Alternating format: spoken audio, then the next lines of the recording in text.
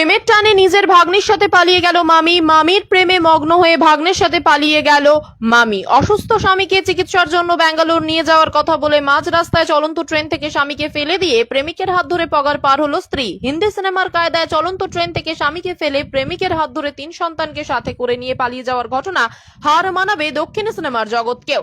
মৃত্যুর হাত থেকে বেঁচে রেল পুলিশের সহযোগিতায় বাড়ি ফিরে ঘটিবাটি হারিয়ে কায়দায় কিডনির সমস্যায় জর্জরিত মুর্শিদাবাদের শামশেরগঞ্জের শালারা মামিকেও ছাড়ছে না রে। চন্দন সিংহ। শালারা এত বড় হারামি বুঝু। জানা গিয়েছে দিন পনেরো আগে স্ত্রী লক্ষ্মী সিংহ সহ ছেলে মেয়েকে নিয়ে সাথে করে কিডনি চিকিৎসার এত হাসার কি হলো বড়া? বিকাশ দত্ত বাবু, হারামি বধূর আতুর ঘর তো আপনি। আপনার কাছ থেকে তো সবাই শিক্ষা পাচ্ছে। লোন নিয়ে কর্মের জন্য কেনা টোটো গাড়ি এবং সোনা বিক্রি।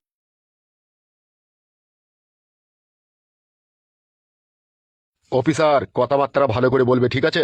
না হলে এই পোশাকটা গায়ে থেকে খুলে নিয়ে না বাজারে সবজি বেচা করাবো। সত্যি কথা বললাম বলে কি আপনার বুকে জ্বালা বাঁধলো নাকি বিকাশ দত্ত বাবু? তোর মতো কিছু বাল ছেড়ে অফিসার ভালো মন্দর মানে আর কি বুঝে বল।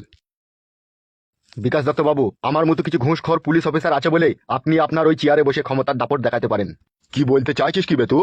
আমি ঘুষ না খেয়ে তোমার যে কুকর্ম তুমি যেগুলো করো তার জন্য যদি তোমাকে সাজা দিতে চাই না, তাহলে জেলের ভিতরে না তোমার চুল দাড়ি পেকে যাবে। আমার একই বাল পাকাইতে পারবি নাকি তাই আমার সন্দেহ হয়, আবার চুল দাড়ি মরাইছে। আমি পারবো না বলতে চাইছেন নাকি আপনি?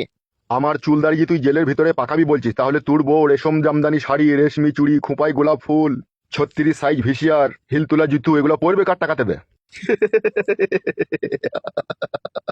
সেই জন্যই তো কিছু বলতে পারি না বিকাশ দত্ত বাবু আপনাকে। আপনার সমস্ত কুকর্ম মেনে নিয়েও মুখ বুঝে সহ্য করে থাকি। ওসব কথা বাদ দে মারা, এখন কি গান মারাই দিয়েছিস সেটা বল। ওই যে ওই টাকাটার জন্য এসেছি, নারকেল বেগমের মেয়ের।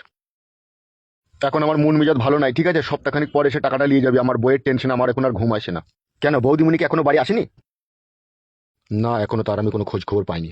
আসলে সত্যি কথা বলতে কি জানেন তো বিকাশ দত্ত বাবু, হয়তো আপনি রাগ করবেন বললে। না না, রাগের কি আছে বল না। আসলে কথা হচ্ছে বিকাশ দত্ত বাবু, পাপ বাপকেও ছাড়ে না। আপনি অন্যের বইয়ের ইজ্জত নিয়ে খেলা করছেন, তাহলে আপনার ঘরের ইজ্জত নিয়ে কেউ না কেউ তো খেলা করবেই। এ বালচুদা, তোকে বেশি জ্ঞান দিতে হবে না, ঠিক আছে? আমি সবই বুঝি। বুঝেন যে কোন তখন এত কুকর্ম করছেন কেন, একটু সুকর্ম করেন না, তাহলে আমরাও একটু আরাম পাই, আপনিও ভালো থাকবেন। এ বুকাচুদা, তুই এমএলএর মানে বুঝিস? বুঝি না এমন কোনো জিনিস নেই স্যার পৃথিবীতে, সবই বুঝি। কিন্তু আপনাদের মতো একটা নোংরা চরিত্রহীন লোকের জন্য আজকে সমাজের লোকের কাছে আমরা দুর্নামিত হয়ে থাকি। কেন রে বুকাচুদা, তোর পুঙ্গায় আমি বাস হইতে যাই নাকি? পুঙ্গায় বাস হলে তো আরাম পেতাম, বাসের থেকেও বড় জিনিস আপনারা ভরে দেন। আপনার কথা না শুনলে আপনি উপর মহলে দিয়ে আমাদের চাকরিটাকে খেয়ে নেবেন, আর না হয়তো আপনার গুন্ডা বাহিনী দিয়ে রাস্তাতে আমাদেরকে এনকাউন্টার করবেন। সবই যখন বুঝিস তত বড় বড় কথা বলিস কেন বড়া?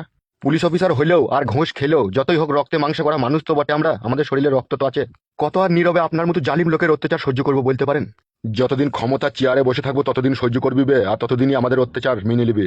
আর না হলে চুকে না সা পাঁচুকে।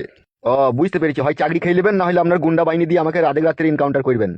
সবই তো বুঝিস বে, তারপরেও কেন বাচ্চা ছেলের মতো কথা বলিস বে? হ্যাঁ, কি ব্যাপার স্যার, আপনি হঠাৎ এই অবেলায় এখানে? Anything wrong?